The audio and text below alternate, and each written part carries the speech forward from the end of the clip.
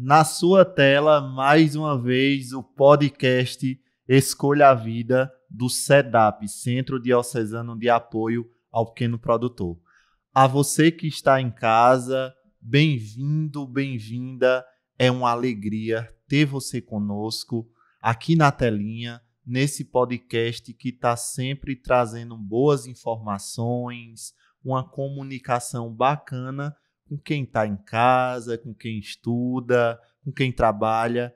Então, compartilha essas informações, essa forma de comunicação que o CEDAP e que as entidades também PODE e ASEVI trazem a toda a sociedade. Seja bem-vindo. Em nosso podcast de hoje, eu estou hoje acolhendo duas mulheres cheias de graça, podemos dizer assim. Bem-vindas, Aparecida Maciel e Socorro Florencio, elas que fazem parte da Associação Cheia de Graça, uma associação de rendeiras aqui do município de Pesqueira e que são acompanhadas pelo CEDAP.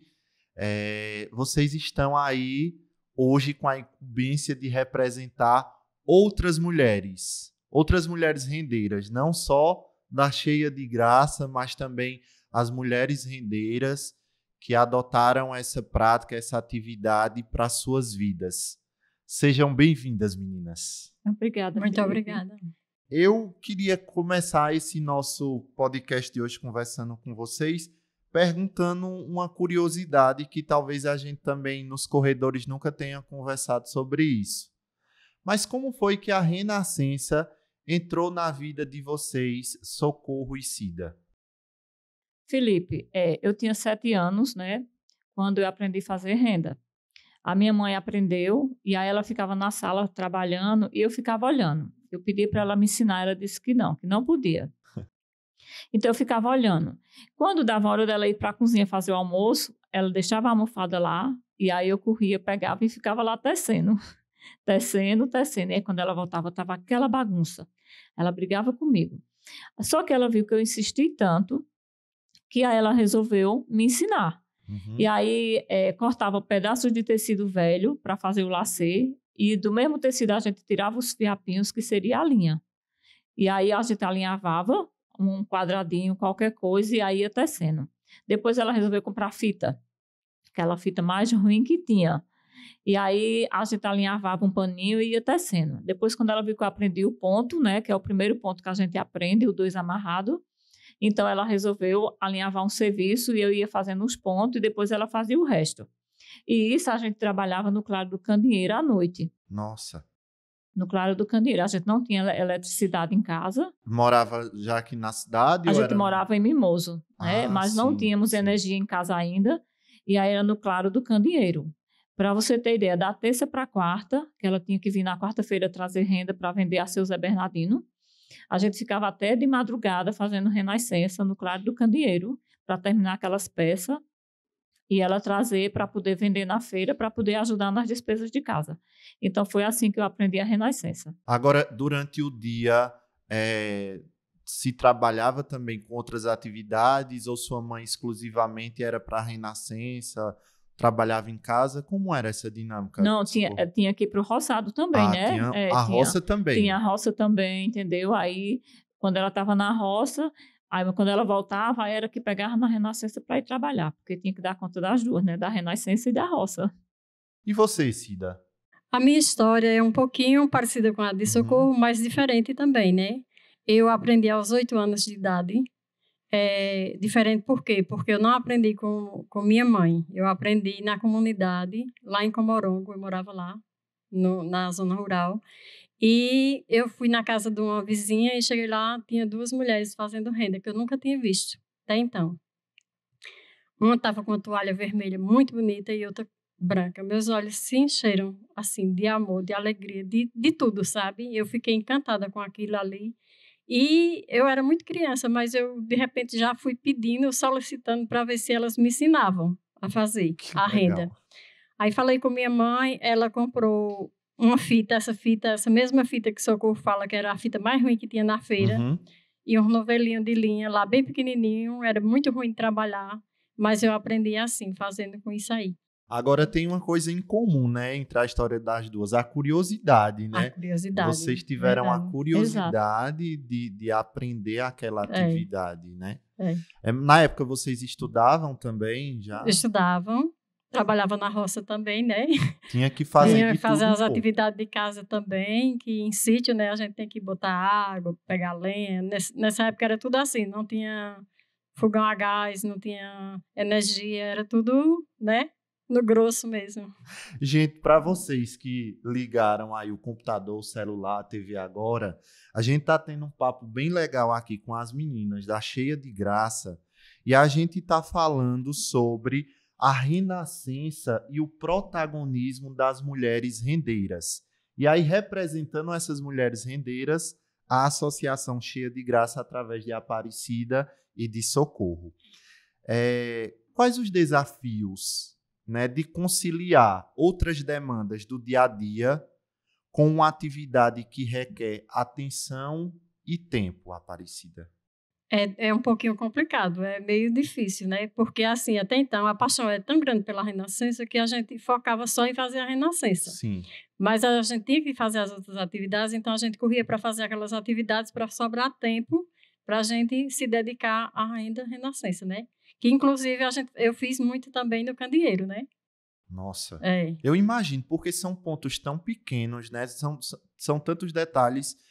Às vezes, com a luz hoje normal, você tem uma certa dificuldade. Imagina ali, na luz de um candeeiro, Pois né? E aí, Socorro, quais são esses desafios, assim, as demandas do dia a dia? Porque eu sei que vocês também têm outras atividades ainda no dia de hoje. E aí, a renda Renascença requer uma determinada atenção e um tempo. É assim, Felipe. Eu também trabalho, né? Uhum. E aí, além de trabalhar, ainda tenho meu trabalho de casa também, que não é só a renda. Eu trabalho com encomenda de bolo, doces e festas, né? Também faço conserto de roupa. E aí, tem dia que eu só tenho tempo de pegar na Renascença de noite, que é quando me sobra um tempinho, porque durante o dia dificilmente eu tenho tempo de pegar. Mas aí à noite eu tiro um tempinho para fazer Renascença. Ela nunca é esquecida. Não, nunca é Ela tá esquecida. sempre... A almofada vive lá, né, em cima da máquina, próximo das outras coisas, porque qualquer horinha de folga que eu tenho, eu já vou fazer Renascença. O que até hoje, assim, foi mais, digamos, frustrante na atividade e o que foi mais prazeroso para vocês? Eu acho que mais frustrante é a desvalorização da renda Renascença, né? Que por mais caro que se compre uma renda Renascença, é muito tempo que a gente leva para fazer uma peça. Então, torna-se um valor mínimo pelaquela peça que a gente faz, né? Se a gente for contar as horas que a gente coloca para fazer uma peça, a gente está pagando para trabalhar. Essa é a verdade. Uhum. Isso é frustrante. Quer dizer, por trás da peça que vocês fazem, que às vezes chega lá para vender e o comprador, não, mas está muito caro, tem toda uma mão de obra, né? Toda uma mão de obra. E tudo isso a gente tem que repassar para o cliente, né? O tempo, como é feito os processos todos, para ele entender. Que tem cliente que até se assusta, né? Quando a gente fala como é o procedimento, aí acaba dizendo que está barato mesmo, né?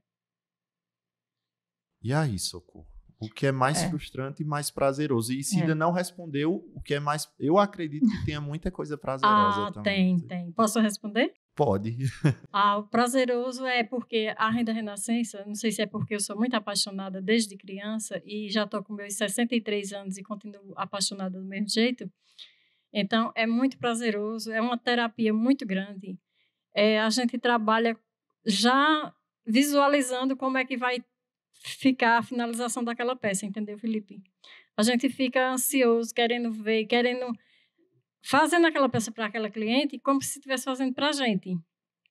O prazer que aquela pessoa sente ao receber aquela peça é o que eu gostaria de sentir se eu estivesse recebendo, entendeu? Então, isso é um diferencial muito grande, e nos dá um prazer muito grande. Isso é muito gratificante.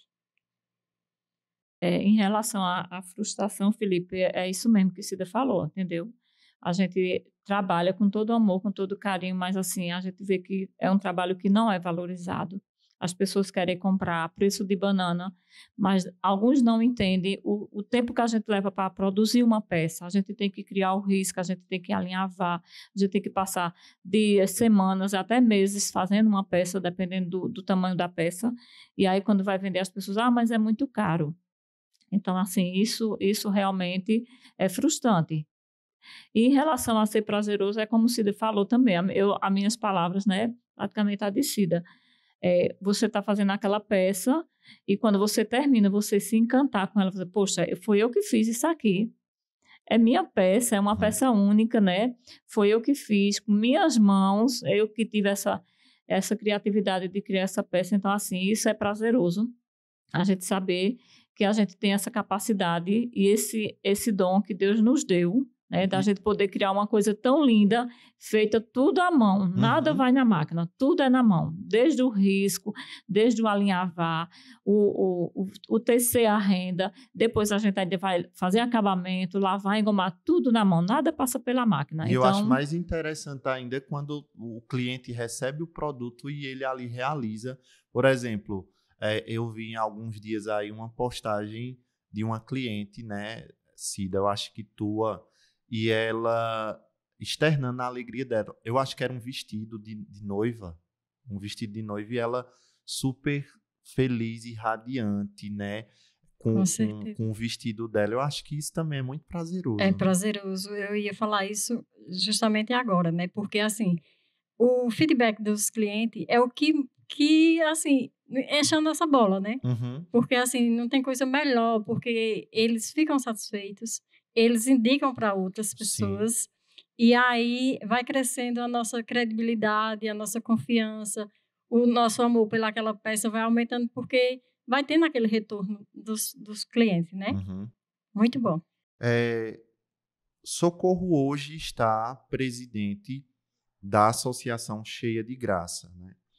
O SEDAP já há mais de uma década acompanha essa associação, inclusive que nasceu também a partir de um certo movimento do Padre Bartolomeu, não é isso?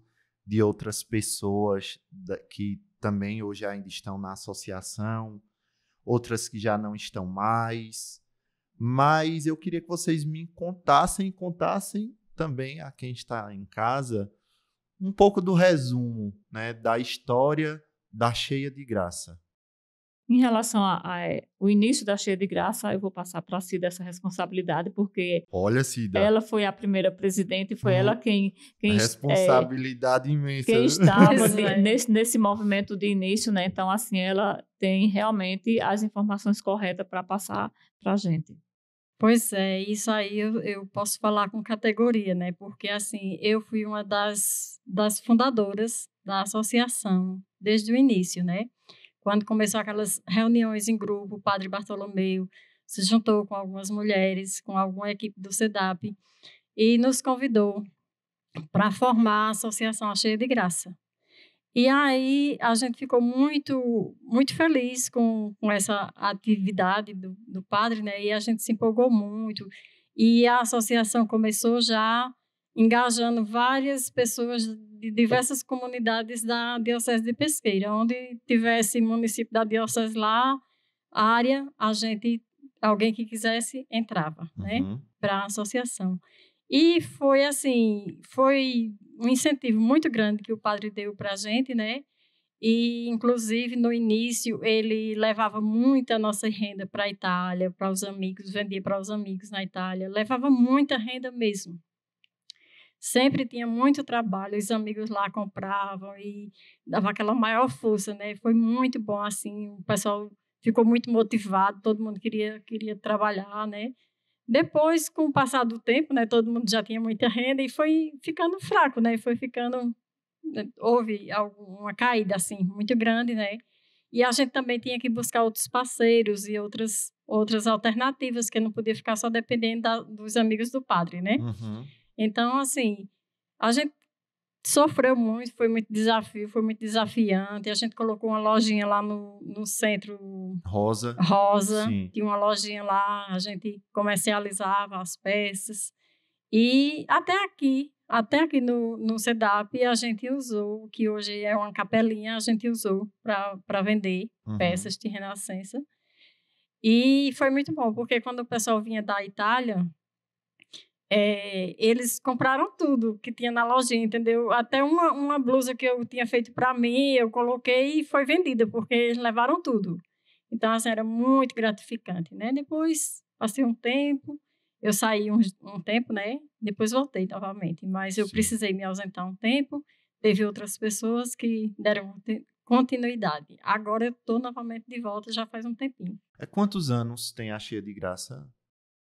Olha, ela nasceu em 2001, se eu não me engano. 2001. 4 de abril de 2001. 22 anos. 22 anos. 22 anos. A associação é assim, uma filha, sabe? Como fosse uma filha minha, porque eu estou desde então. Eu me afastei um tempinho, mas foi por pouco tempo e voltei logo também. Vocês já chegaram a ter quantas associadas na associação, Cida? A gente já teve, acho que umas 35 associadas. Hoje são quantas, Socorro? Hoje são 14 associadas. E aí vocês têm um critério para que as pessoas venham se associar, tem todo um... Qual a principal dificuldade para que as pessoas entrem nesse movimento associativo? Por exemplo, na Cheia de Graça, diretamente. A gente sabe que tem muita rendeira por aí, trabalhando ainda em casa, vende sua peça, às vezes, muito barata. Mas como é a chegança para fazer parte da Cheia de Graça? Porque também não é vir só e achar que chegar aqui vai dar tudo certo e tal, vai bombar. Também tem que ter clareza de como é esse ingresso. Para aderir as pessoas para entrar na associação, a gente precisa que elas realmente sejam artesãs e que realmente elas façam a renda, né? A gente pede para trazer a renda ou para fazer a renda para a gente ver como é a renda da pessoa e tem todos os critérios que uma associação precisa para aquela pessoa estar ali, né? Participar. O que eu acho assim que impede das pessoas querer é justamente porque falta compromisso das pessoas. Negócio de participar de reunião, participar da vida da associação, é cansativo, as pessoas não querem. As pessoas querem realmente ter o serviço para trabalhar, fazer, pagar, receber e entregar. Elas não querem um compromisso muito assim social, de participar da vida como um todo, entendeu? Então, assim, para a gente é difícil, porque para a gente aceitar as pessoas, elas têm que se engajar nisso aí, no movimento da gente, fazer parte realmente da vida da associação. Porque, como o Socorro disse, a gente tem 14 mulheres no momento. Mas são 14 mulheres ativas que estão ali de mãos dadas, né? Elas não se soltam. Passam as tempestades, passam as alegrias e elas estão sempre juntas, né? Então, assim, mesmo na hora que o desafio está muito grande, ninguém solta a mão de ninguém. Todo mundo fica ali dando uma força para a tempestade passar e a gente continuar. Eu acho que é por isso que nasceu um amor tão grande entre a equipe, sabe, Felipe? Sim. Isso é muito interessante. E aí, Socorro, como o Cida estava dizendo, o movimento de vocês não é só o movimento de produzir a peça. A associação tem todo o histórico. Por exemplo, vocês passam por processos de formação e capacitação, tem a questão organizativa de vocês interna, né? Tudo como rege uma associação propriamente dita, né? Vocês têm movimento de fortalecimento das mulheres, tem ações em conjunta com o SEDAP, com Coordenadoria da Mulher, com outros parceiros que vocês têm também, é importante frisar. Então, não é só chegar e achar que vai produzir a peça, vender e acabou-se. Não. Tem todos esses processos, né, que a associação passa, né?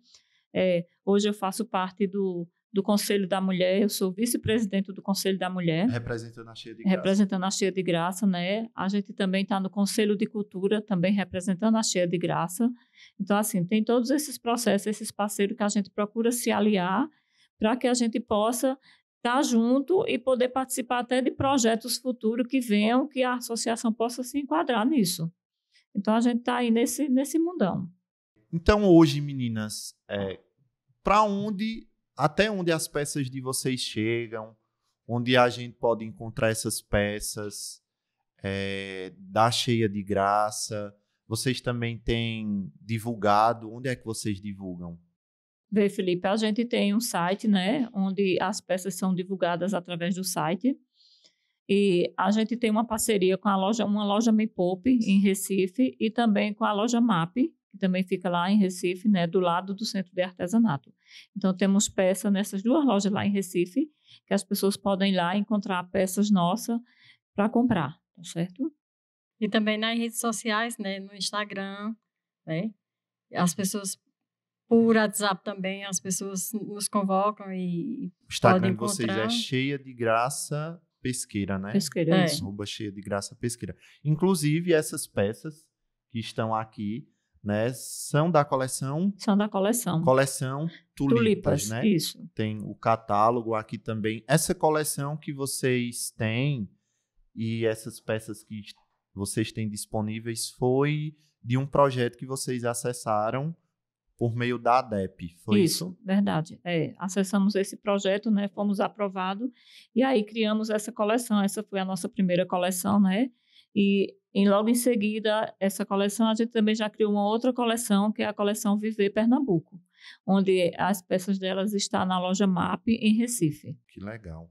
Gente, então, quem tá aí em casa, segue o @ da Cheia de Graça lá no Instagram. Vocês vão ver peças belíssimas das meninas que produzem tudo com muita maestria. E também, quem se interessar, entre em contato para conhecer a associação, conhecer as rendeiras, adquirir as peças delas, para também conversar como é o movimento, se engajar nesse movimento associativo. A sede que elas estão hoje é aqui, na Rua Comendador José Didier, próximo ao SEDAP, né, abaixo do condomínio Giovana Begese.